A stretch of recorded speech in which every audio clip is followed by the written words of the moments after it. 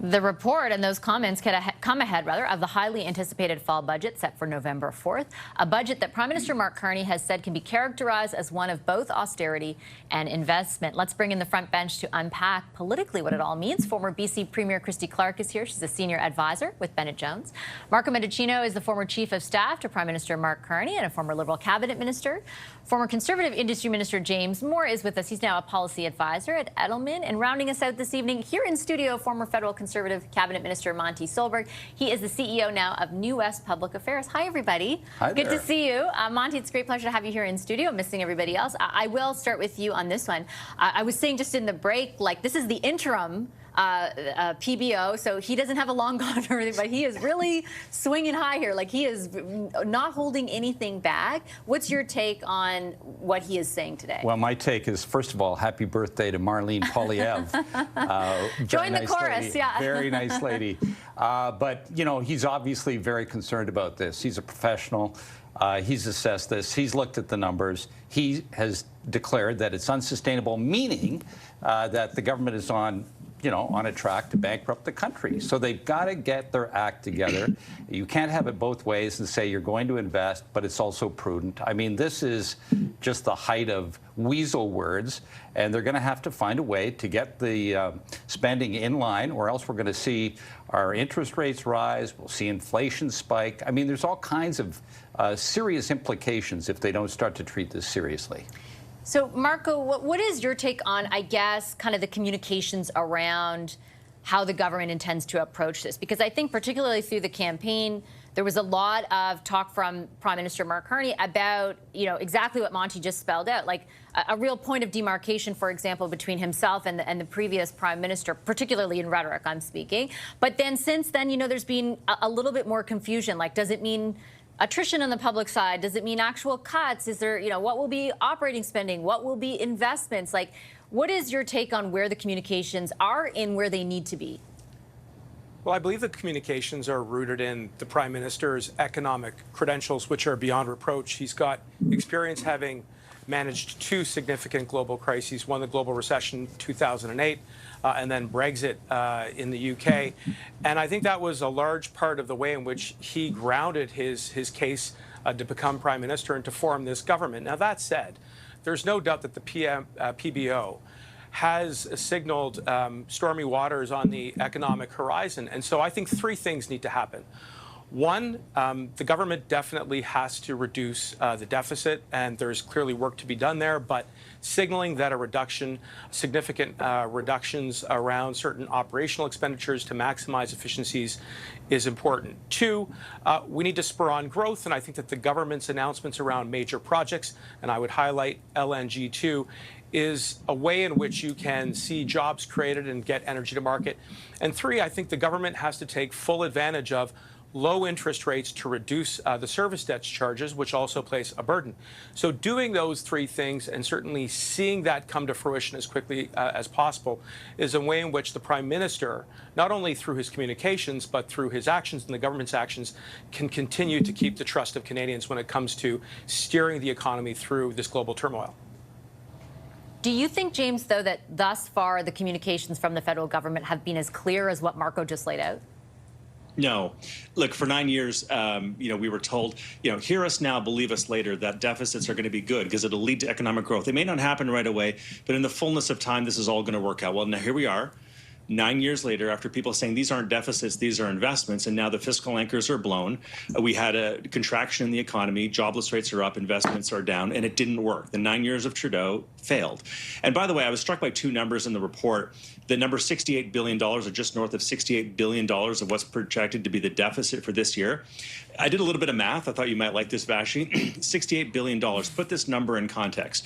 Based on market cap and current evaluations of Canadian companies and organizations, this is what $68 billion looks like in the current economy. $68 billion would buy you the Toronto Maple Leafs, the Montreal Canadiens, the Ottawa Senators, the Winnipeg Jets, the Edmonton Oilers, the Calgary Flames, the Vancouver Canucks, the Toronto Blue Jays, the Toronto Raptors, Air Canada, WestJet, Lululemon, Canadian Tire, and you'd have a few $billion left over. That's the scale of the deficit that we're talking about. Connor McDavid, James? That's the question. Yeah, well, yeah, about $1 billion left over for Connor McDavid. But these are staggering levels of indebtedness, and of course, it's stacked on top of subnational, provincial levels of indebtedness in British Columbia and Ontario that are also unsustainable. We're on a bad track, and I hope that Prime Minister Carney can match his words with his actions. But it's going to be a very, very tough pivot. I think one of the, just jumping off, if I've internalized what James said, right, and I hate to say it, but do I have to buy the Montreal Canadiens among everything else? Anyway, I'm joking. Don't hate me. I'm a Leafs fan, and I'm now the hate mail will really come. Christy, if I've kind of internalized what James is saying, right, I think one of the key points that I would say, might inform or should inform communications is if you decide that there is still a lot to spend on what you are labeling as investments, you need to do more than tell Canadians that they will get a return on that investment, which is, I think, where like the gap existed with the Trudeau government, right? Like often we were told X, Y, and Z will materialize in this way, and that didn't end up being borne out. So maybe you have to be more specific, and there have to be more sort of, I don't know what, but guardrails or something that show that you will be held accountable for that. What are your thoughts on that communication? Well, I think obviously communications can always be better. Government's really busy, and they sometimes miss the key points. I think they still got some time to make those points. I heard Minister Champagne saying today, or yesterday, that they're going to keep their guardrails are going to be balancing the budget and getting their GDP to debt ratio under control in 3 years, which makes a lot of sense given the massive mess that Justin Trudeau left them with. And I think the key communications things and the key actual things that they need to be doing are saying, we are going to spend less. And I don't think this idea that they're going to do this, what's ultimately a pretty small cut to the public service that would get it only back down to 2020 levels is something that they should be thinking about expanding. So talking about how they would actually spend less. Because in the Trudeau government, what he was doing is he was figuring out how to spend more on public services and at the same time smothering economic growth, which is how we pay for those services. So I think the Carney plan has got to be, we are going to spend less and we are going to create economic growth. But the reality is the only way you can create economic growth, and I know this from my almost 8 years in government, is you have to invest in economic projects like ports, like railways, like pipelines, like mining infrastructure. That's how you grow the economy, that's how you create jobs, and that's how you create the tax revenue that you need ultimately to get yourself out of a deficit situation. You cannot, when the economy is the way it is right now, with the mess that Justin Trudeau has left, you cannot do this. No one can do it without actually spending a little bit of money to invest in economic growth. I think the issue is that there's also, Monty, though, other things that they have committed to spending money on that Canadians have, to be fair to the Trudeau government, come to rely on, like childcare, like the Canada Child Benefit, like dental care, like pharmacare, which they have said that they will. And I should be fair, the Conservatives said during the election that they would maintain the current services that Canadian access to. Like, those are big line items as well. So other than the public service, where else do you find spending cuts? Well, as Pierre Poilievre said in his interview with you a few days ago, there's $12 billion in spending on consultants that could go away. I think Canadians would cheer that. I think the government needs to move quickly to clear away the No More Pipelines legislation, get some of those major projects moving. I mean, you do have to have economic growth, and it doesn't require money to do that. It requires the government to provide some certainty to companies that are risking hundreds of millions and billions of dollars and have signaled over and over again for a decade they need that certainty. So where is it? Why is the Prime Minister cavorting around the world with other world leaders when he should be at home making sure that those major projects actually get underway? Where's the certainty that could come from repealing that legislation that's standing in the way from increasing economic growth? That's what he needs to be doing. Marco, I'll get your take on that. Yeah, go ahead. I'll get your. I was just going to say my interpretation, and this is what I put to Mr. Poilievre when he raised the same thing, is their belief is, and I'm not saying this is right or wrong, but their belief is that C5 will provide that certainty by allowing it to override the stuff that you're talking. I know the argument is take it all out. Where is it? Where is it? And I'll give the floor to Marco. Go for it. Yeah, look, to be clear, I think the fact that we not only introduced but passed Bill C-5 does set the conditions for a faster approval. The one project, one review is a way in which you can cut through some of the redundancy and see those projects get shovels in the ground. And that's exactly what the Prime Minister did a short time ago. And there's another tranche of announcements that are coming.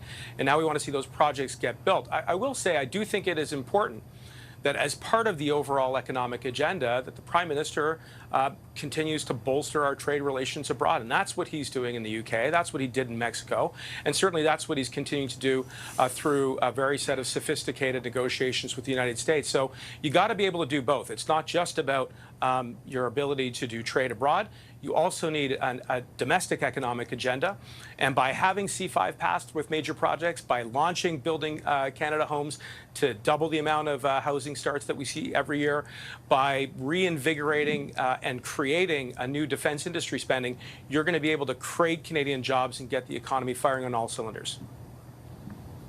But I guess the sort of central cleavage point is, if I'm listening to everything in the aggregate, James, yes, you're saying you're going to cut spending. I understand that. Do you need to invest a ton in order to spur economic growth, or are there other things you can do in concert to maybe mitigate some of the level of investment? I'm not sure. It seems like we'll wait till November to find out the answer, but what is your thought? Yeah, I mean, look, he will, I think, offer to try to do some of that. But there's clear evidence that there are some failed government policies that aren't working, that are bad for the economy and wasting a lot of money. I mean, the Build Canada Homes project that Marco just outlined, I mean, it's great. They're booking $14 billion. It's great in thematics. But if you look at the development community across Canada, they're all looking at this and saying, this is crazy. This doesn't make any sense. $14 billion for a few thousand homes, it doesn't make any sense at all. And the scale of spend is as outrageous relative to what the return would be. This is a supply and demand issue with all kinds of regional development issues that doesn't require $14 billion from the government of Canada to be funneled through bureaucracy. It's a bad policy. And we've already spent $750 million, that you talked about yesterday on your show, Vashi, $750 million on a gun buyback program that hasn't recaptured a single firearm in this country or made anybody safer. If you can't admit the obvious stuff that has failed is all around you, and you can't sort of reverse course on those policies. The Prime Minister has shown some leadership and done that one on carbon pricing and a few other policies that made sense to reverse on. But on the spending side, I hope there is some courage shown in the November budget, because there's some debris at his feet that is easy to sweep aside of failed policies that cost a lot of money, that would do a lot of good in order to get our fiscal balance back in the right direction. And there's more than that, you get the last word. Yeah, I mean, I would say the federal government should be thinking about figuring how can they have fewer departments in government? They've got a whole bunch of departments that just double up with what provincial governments are already doing, which is in provincial jurisdiction. Many of those could be slimmed down, or some of them eliminated entirely, which would mean we save a lot of money in what we spend without cutting public programs. And it isn't, but I will just finish with this, it isn't accurate to say that provincial and federal governments don't need to spend money to spur the kinds of economic growth we need for the resource sector. Governments do need to invest in ports. That's not being entirely done by the private sector, and it won't be. Government builds highways. That's not done by the private sector for the most part, and it isn't. And so they are also going to have to think about working with First Nations and whether there are going to be monetary settlements involved in that. And training workers. So there's a lot of government spending that needs to be made in order to support the growth of the economy and in order to support the investment that should rightfully come from the private sector in our resource sector. And I think that when they say they want to spend, that's, I think, what they're talking about.